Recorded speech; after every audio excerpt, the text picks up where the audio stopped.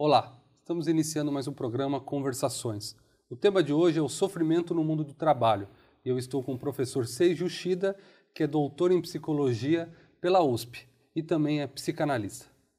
Professor Seiji, muito obrigado pela sua presença aqui no nosso estúdio para falar um pouco sobre esse tema que eu acho que cada vez mais a gente ouve as pessoas falando, que é o sofrimento do mundo do trabalho, da organização do trabalho.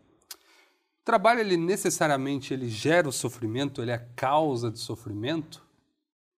Bom, antes de mais nada, quero agradecer o convite de estar aqui para tecer comentários a respeito de uma área que eu venho me especializando há bastante tempo. O que eu tenho a dizer em relação ao sofrimento, antes de mais nada, é que o ser humano, ontologicamente, é um ser que sofre. E eu vou pela psicanálise. Ou seja, desde Freud nós sabemos que temos conflitos internos e conflitos em relação ao outro. E nesse conflito, frequentemente, isso pode gerar sofrimento, não necessariamente. Agora, sofrimento sendo humano, você vai sofrer em qualquer situação. Ou seja, você sofre na família, você sofre com os amigos, você sofre, obviamente, no trabalho também. O que é que nós descobrimos em relação à questão do mundo do trabalho e sofrimento? O sofrimento faz parte, como eu disse, de qualquer processo. Só que nós descobrimos que, dependendo das condições da organização do trabalho, o destino desse sofrimento pode ser positivo ou negativo. Quando o sofrimento tem um destino positivo, então, nós chamamos de um sofrimento criativo. Então, aquele momento que você é desafiado a resolver questões complexas, quando você tem que usar toda a sua sensibilidade, inteligência, expertise e na medida em que você está lá tentando lidar com este desafio, você sofre. Mas quando você consegue chegar a uma solução interessante, criativa, engenhosa, então você tem uma profunda satisfação, prazer mesmo. E, nesse sentido, o sofrimento acaba sendo um motor interessante para o desenvolvimento das pessoas. Só que nós também descobrimos que o sofrimento pode ter um outro destino. E nós chamamos esse sofrimento de sofrimento patológico. O que vem a ser um sofrimento patológico? Vem a ser aquele sofrimento em que, aos poucos, você não vai dar mais conta, vai se tornando insuportável. A antropologia psicanalítica mostra que nós somos os primeiros no mundo do trabalho a não querer demonstrar o nosso sofrimento. Por quê?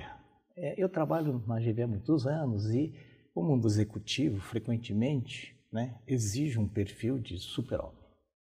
Então, você demonstrar em algum momento fraqueza ou fragilidade, isso depõe contra esse executivo. Ou seja, no mundo do trabalho, somos os primeiros a querer mascarar o sofrimento. E vamos usar todos os nossos recursos para mascarar o sofrimento. Mas se esse sofrimento vai gerando uma tensão interna insuportável, quando isso se torna incontornável, aí esse sofrimento vai aparecer na forma de adoecimento psíquico no trabalho. Então, o ser humano ele lida constantemente com sofrimento, prazer. O problema é quando há o desequilíbrio e isso se torna patológico, se torna uma doença, até, por causa até dessas cobranças que nós temos no ambiente de trabalho. O De Jure, ele apontou dentro das suas pesquisas a respeito das neuroses em telefonistas, mecanógrafos, isso lá nos anos 50.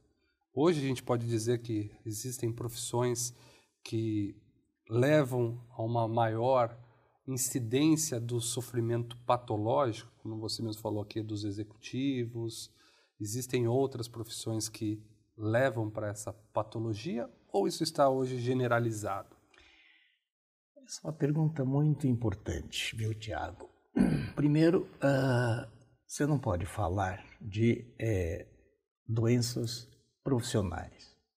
Então, o médico tem um tipo de doença profissional, o psicólogo tem um outro tipo de doença profissional. A questão do adoecimento tem a ver com a relação de quem trabalha, do trabalhador, com a organização do trabalho. Ou seja, a organização do trabalho significa, de um lado, a estrutura, a hierarquia, comando, né? E tem todas umas regras que vai reger e regular as relações organizacionais, que pode favorecer ou não o desenvolvimento do trabalho. O segundo ponto, né, que eu queria enfatizar é que depende das condições de inserção, né, em relação a um tipo de organização. É nisso que a gente tem que estar atento. O nosso trabalho tem muito mais a ver com o que a gente chama de clínica do trabalho. E, como qualquer clínica, cada caso é um caso.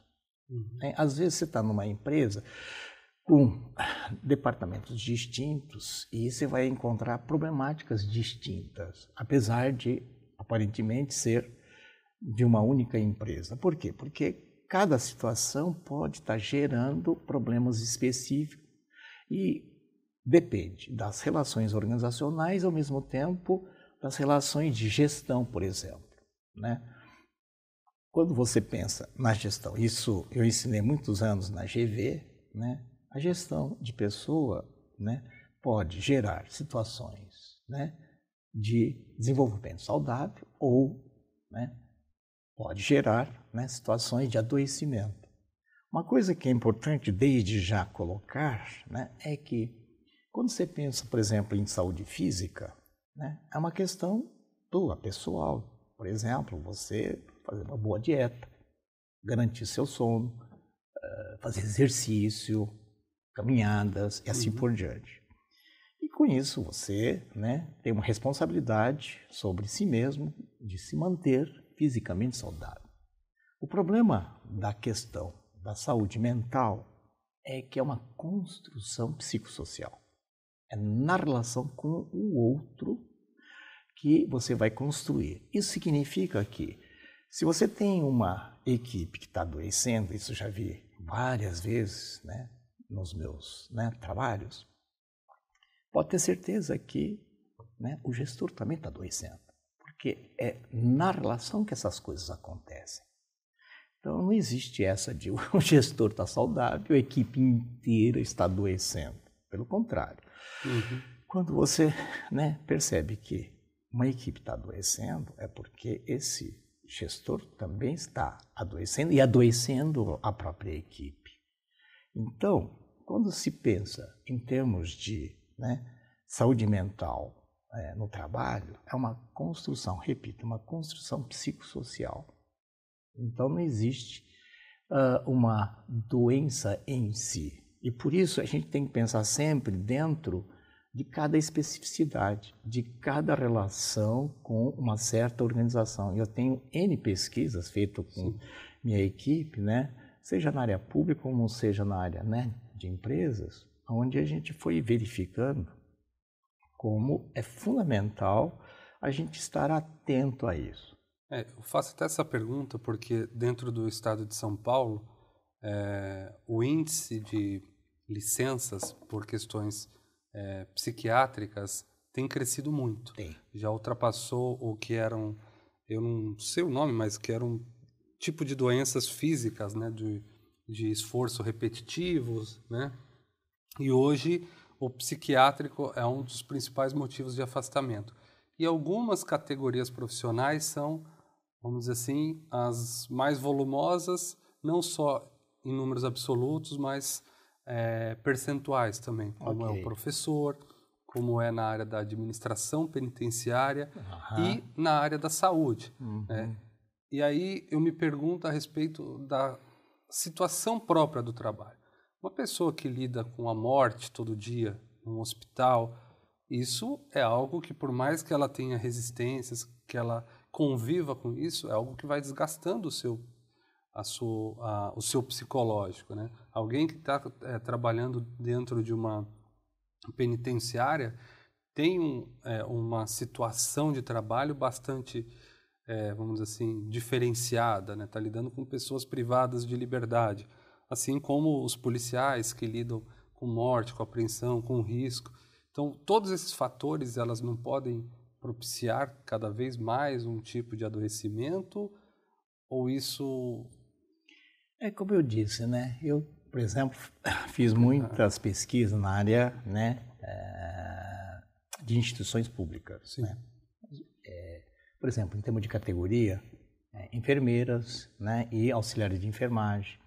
Por exemplo, eu fiz também com minha equipe um trabalho com, né, CAPS, né, Centro de Atenção Psicossocial, e sempre a gente vai avaliar quem trabalha, né, porque o que nós temos como foco é o trabalho e a relação das pessoas com o trabalho. O que é que isso significa? Você, né, tocou num ponto essencial, né? Não vou generalizar, porque essas coisas a gente tem que pensar com bastante cuidado, mas aquelas pessoas que têm um trabalho com colegas e criam uma rede de cooperação, né, são as pessoas que estão melhor protegidas. Aquelas pessoas que trabalham isoladamente e são obrigados a enfrentar isoladamente os problemas do trabalho, esses são muito mais frágeis, né, diante do trabalho. Um exemplo bem histórico, muito antigo, do próprio Christophe Dejour, é a construção civil. A construção civil é um trabalho coletivo, mas tem momentos que o sujeito está lá sozinho, tendo que enfrentar certas situações de risco. Mas por que que ele se sente seguro? Por que que ele, né, desenvolve trabalhos de riscos e eles mesmos dizem, né, não existe risco, só vai existir se você criar riscos. Óbvio que isso não é real, mas é toda uma estratégia, né, que eles criam, que a gente chama de estratégia coletiva de defesa, e que envolve uma relação de cooperação entre as pessoas.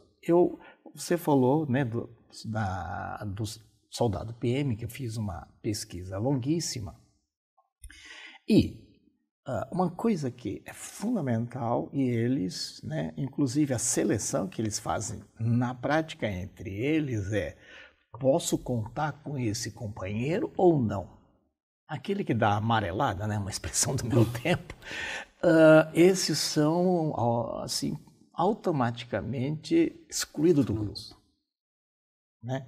E quem é excluído do grupo, ele tem um problema seríssimo, porque ele vai ter que enfrentar sozinho todas aquelas situações de enfrentamento e de risco. Então, normalmente o que acaba acontecendo é todos, né, participarem coletivamente dessas estratégias para fazer frente aos riscos, né?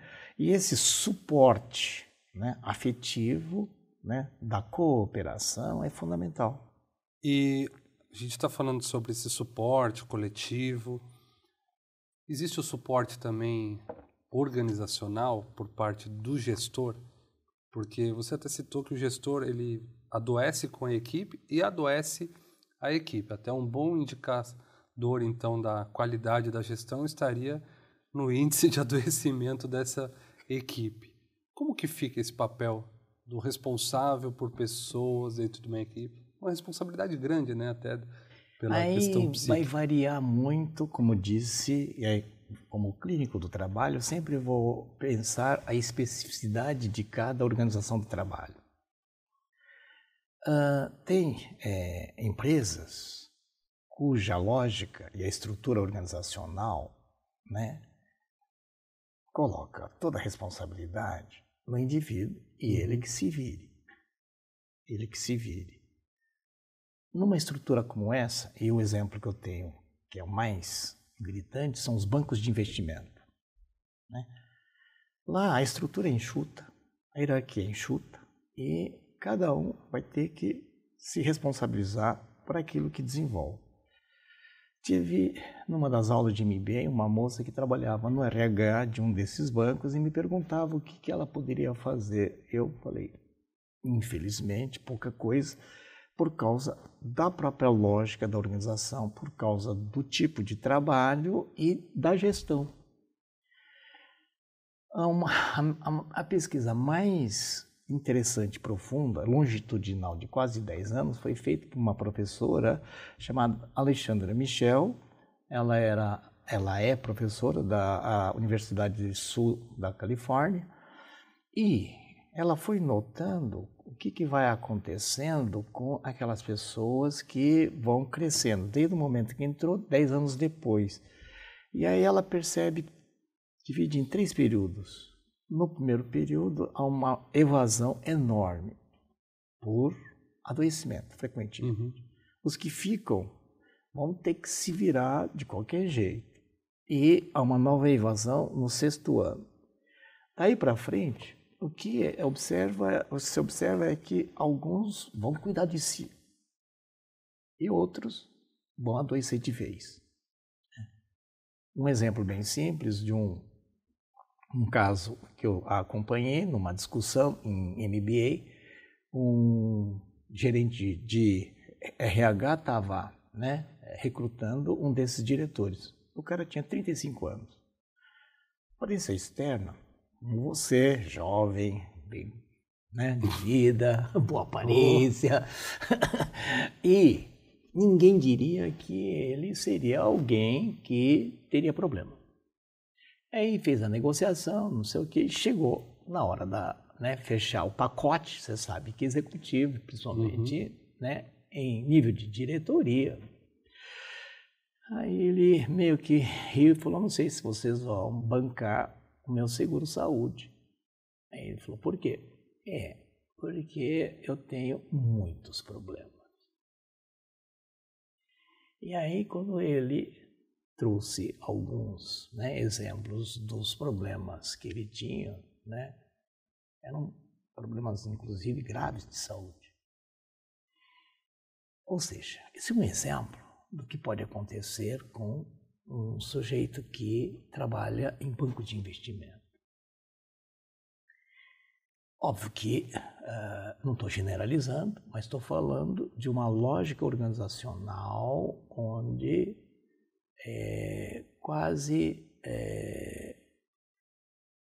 não vou dizer quase impossível, mas é muito difícil você ter um programa de RH que ajude essas pessoas, dada a lógica, cultura, gestão e banco de investimento.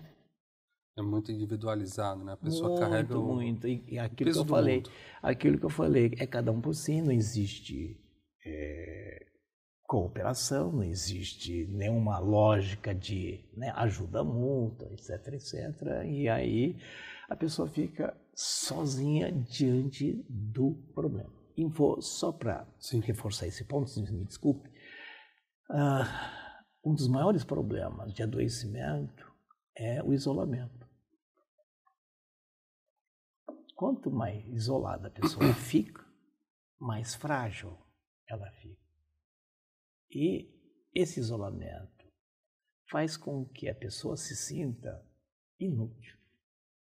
Mas você falou que um dos problemas graves do adoecimento patológico, o sofrimento patológico, são as relações. Não há uma contradição, então, se há a relação que gera o sofrimento patológico... É na relação que você vai ter a solução. Que tem a solução também. Lógico. É a partir de relações mais saudáveis. Isso. Que gera... Não é o isolamento. Não é, pessoas dão problemas, então eu vou trabalhar trancado na minha salinha para solucionar todos os meus problemas.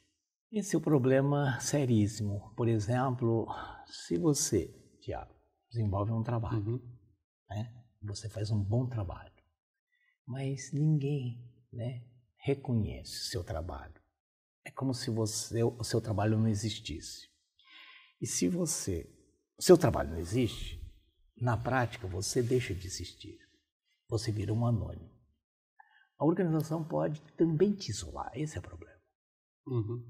E quando a organização te isola na base do anonimato, ou seja, não reconhecimento do valor teu, do teu trabalho, etc, etc, a falta de reconhecimento é uma das grandes fontes do adoecimento. Ou seja, se não há reconhecimento, ou seja, relação, pode levar ao sofrimento patológico. Se há reconhecimento e você é valorizado, os caras falam, Tiago, você fez um trabalho muito bom.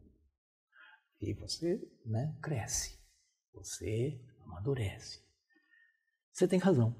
É na relação que você pode adoecer ou na relação você pode criar condições de um desenvolvimento saudável.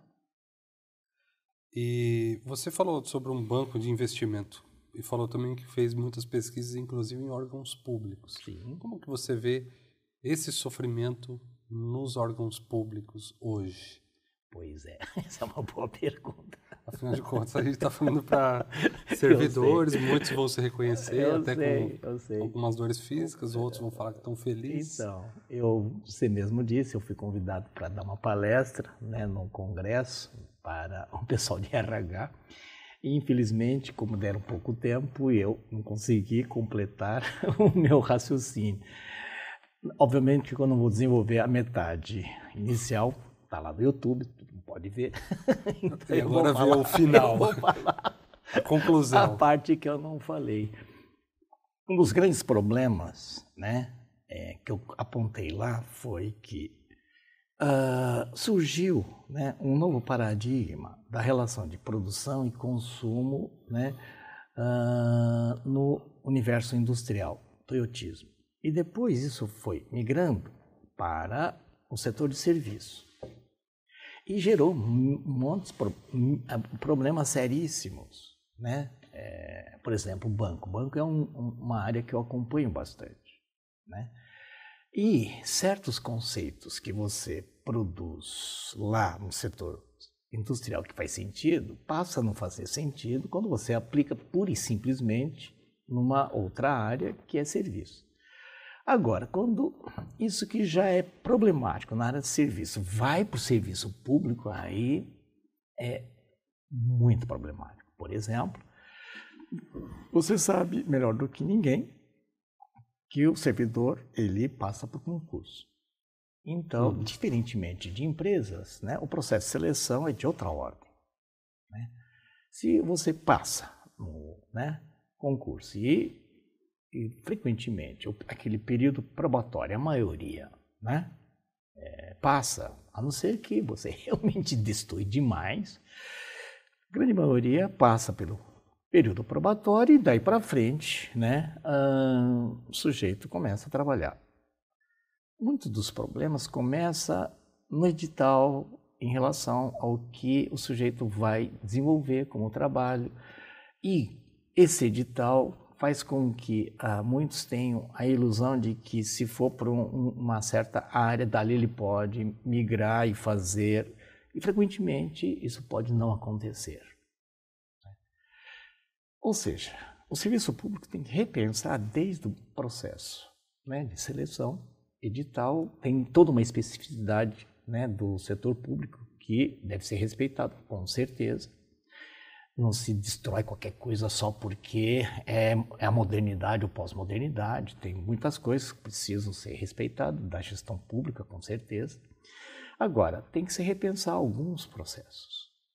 E quando você vai, né, para o serviço público, é aquela infinidade de situações. Então, área de saúde, você não pode falar área de saúde, você tem especificidade. É hospital, é centro de saúde, é o PSF, por exemplo, que a gente fez uma pesquisa bastante interessante, profunda, é o NASF, e assim por diante. Outra coisa é você pesquisar, como nós fizemos, juízes. Então, é outra realidade.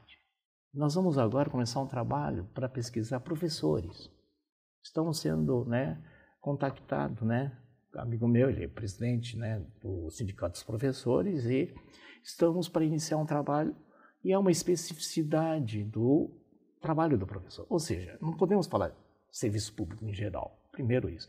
Mas o problema é que, frequentemente, os conceitos vindo de outras áreas e que são aplicados pura e simplesmente como se não houvesse especificidade, né? Por exemplo, num serviço público, falar em certos serviços de motivação não faz sentido. Motivação foi uma necessidade de um brutal, né, processo de flexibilização nas organizações de trabalho e uma horizontalização enorme. E como diminuiu a hierarquia, você precisa de... Não é mais na base do eu mando, você obedece, então... Eu preciso agora de negociar, preciso alinhar o sujeito com relação ao objetivo da organização, eu preciso motivar o sujeito a trabalhar e assim por diante. Agora, numa situação de estabilidade, né, que existe em uma série de, né, situações do serviço público, e dependendo do profissional, certo? Porque tem tudo quanto é tipo de profissional. Tem, né, desde aqueles que trabalham, gostam de trabalhar, vestem a camisa, isso, né? Contra toda essa percepção, né, que existe da sociedade em geral em relação ao funcionário público, né, o sujeito já está lá garantido, e etc, etc, então não está a fim de trabalhar. Mentira, né? Nas minhas pesquisas tem de tudo. Óbvio que tem esse tipo de profissional também, mas existem muitos profissionais abnegados que, mesmo ganhando mal, né? O hospital, por exemplo, enfermeiras e auxiliares de enfermagem, é assim de chorar, dado o envolvimento que elas têm no trabalho. Ou seja, a gente tem que nuançar aí. E uma série de conceitos trazidos para essas áreas não funcionam, porque não entendem, e aí volto, qual é a especificidade do sofrimento de cada segmento do serviço público. Isso tem que ser pesquisado cuidadosamente. E você acha que o gestor ele tem alguma capacidade de avaliar o que está gerando sofrimento, pelo menos no âmbito da sua equipe, do seu grupo de relação? Olha, tem gente bacana. Ou vai extrapolar? Tem gente, não, tem gente bacana, tem gente que são, né, sensíveis, maduros e conseguem, né, pensar e ter uma prática de gestão, né, que preserva as pessoas. Mas, né, não esqueça, quando você, mesmo lá no hospital, né, a gente trabalhou com o pessoal do HU aqui, né, enfermeira. Tinha uma enfermeira que trabalhava na UTI de neonatal, mas ela ficava isolada. Ela trabalhou muitos anos, mas chegou um certo momento, né, ela entrou em contato com aquilo que eu chamei de um sofrimento insuportável.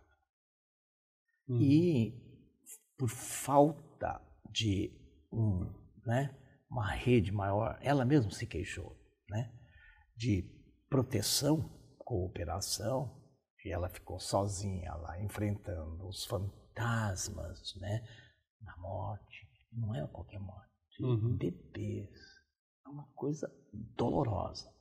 E, obviamente, chega um certo momento, as defesas dela não funcionaram. O que eu quero dizer é o seguinte: cada trabalho, cada setor, cada atividade tem que ser pensado dentro de uma certa estrutura de trabalho, de relações, de gestão. E se você tem, né, uma gestora mais sensível, que abre espaço para as pessoas trocarem e conversarem, etc, etc, porque isso eu encontrei, por exemplo, na UEL, lá em Londrina. Isso ajuda muito as pessoas se manterem, né, mais saudáveis, equilibradas e conseguirem executar, trabalhar, né, desenvolver as atividades de um jeito impressionantemente, assim, quase que missionário, assim. São incríveis. Então o papel do gestor ele também é quase que ajudar na criação dessa rede Com certeza, com certeza. de base, né? De Com certeza, colaboração com entre, certeza. entre E os aí, grupos. no caso do gestor público, ele vai enfrentar uma série de entraves, né, da própria natureza de alguma instituição. E aí vai ter que ser criativo.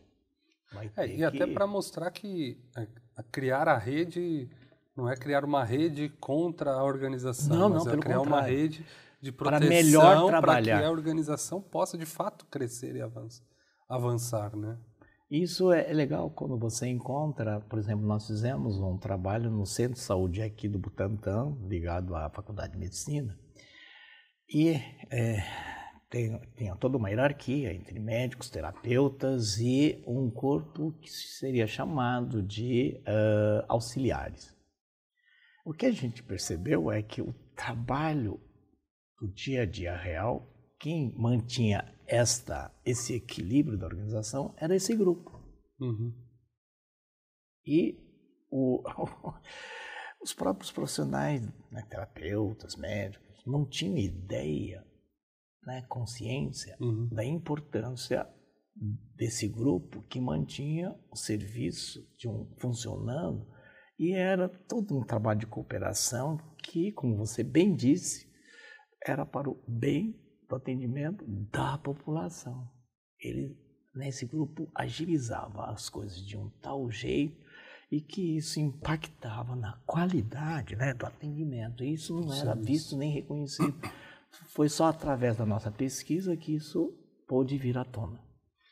Bom, a gente falou até agora sobre sofrimento patológico, sobre problemas, mas é possível a pessoa encontrar, vamos dizer assim, felicidade, alegria, diversão com o trabalho também? Ou ele é só o tripalium, né? Ele é só máquina de tortura, de moer carne? Aí a gente tem que distinguir duas coisas. Uma coisa é o que hoje na nossa sociedade, né, é chamado de felicidade. Em última instância, é um momento efêmero de prazer.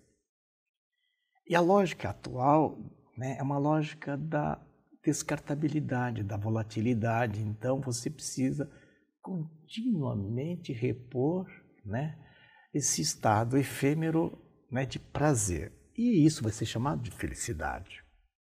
Ou seja, a gente tem que tomar muito cuidado com o que é ser feliz hoje, certo? Nós defendemos muito mais a ideia de que no trabalho é fundamental você buscar uma realização de si. Realização do seu ser, da sua potencialidade, da sua criatividade. Ou seja, isso muda completamente a nossa relação com o mundo, com o outro e com a gente mesmo. Por quê? Porque coloca uma questão essencial que é: vivemos uma série de situações onde as coisas não fazem sentido. E quando as coisas não fazem sentido, eu como clínico, né, eu sou clínico, vejo que as pessoas sofrem e podem, no limite, né, cometer suicídio. E você sabe, aumentou muito o quadro de suicídio de 10 anos para cá. Ou seja, quando você observa, né, isso, você percebe que as pessoas, na realidade, estão sofrendo por estarem perdendo o sentido da vida, o sentido do que faz e o sentido do trabalho. E é isso que faz com que muitos não se realizem no trabalho, não se encontrem no trabalho. Porque se, né, você trabalha 14 horas e o trabalho perde sentido, a vida perde sentido. Então, falar em felicidade, a gente tem que tomar muito cuidado, né? Óbvio que se você encontra um sentido profundo no que você faz, a alegria, o bom humor é consequência. O problema é colocar isso como objetivo. Né? E aí você está indo atrás de algo efêmero.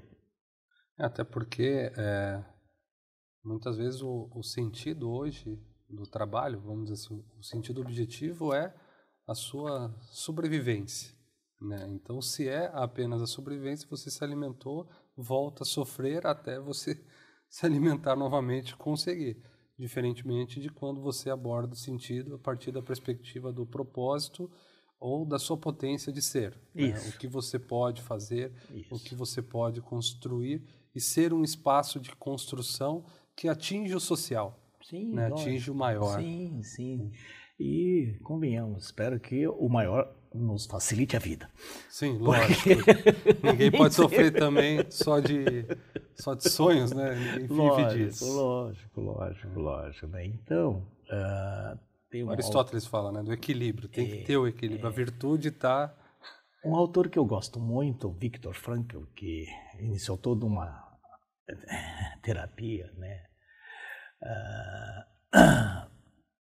E ele é um judeu que viveu nos campos de concentração, ele perdeu família, a esposa, etc.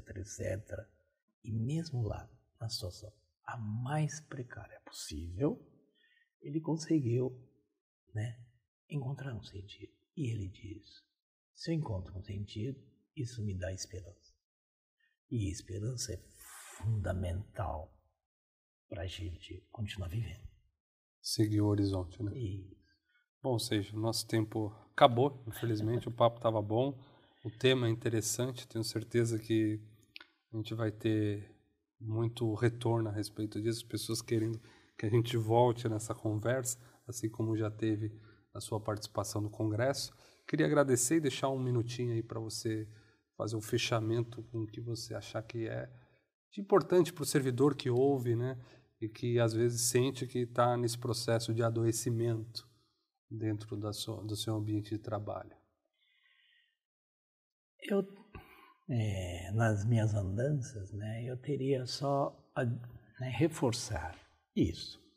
Né? Independente se você está no setor público ou privado, mas principalmente no setor público, onde frequentemente você tem uma série de entraves mesmo burocráticos que poderiam ser mais flexibilizados para o próprio bem do serviço. Né? Historicamente, obviamente, certas regulações foram necessárias, mas o mundo muda e, obviamente, certas regulações também deveriam acompanhar o tempo. E a gente viver, né, num certo momento onde o mundo é de um jeito e quando todas as regulações no serviço público, ao invés de facilitar, ao invés de estar a favor do seu trabalho, ao invés de estar a favor da população que ele serve, quando você sente esse engessamento, né, com certeza você vai sofrer e, se não tomar cuidado, perde o sentido, e quando perde o sentido, né, o destino de muitos acaba sendo o sofrimento patológico. E quando vem o sofrimento patológico, aí o risco do adoecimento aumenta, e você mesmo trouxe dados de afastamento no trabalho, etc. Sem falar em muitas áreas de problemas de alcoolismo, não sei o quê. Por quê? Porque né, a pessoa atingiu um nível de sofrimento tal por não mais perceber o sentido do que faz. Então, o que eu sugiro é, escuta, busquem sempre um propósito. Não importa se é filosófico, não importa se é religioso, não importa se é moral, percebe? Encontre um propósito. E o propósito vai dar um sentido àquilo que você faz. Aí quando você encontrar um sentido àquilo que você faz, você pelo menos tem um bom prognóstico. Bom, Seixas, mais uma vez então, obrigado. Nosso tempo realmente acabou.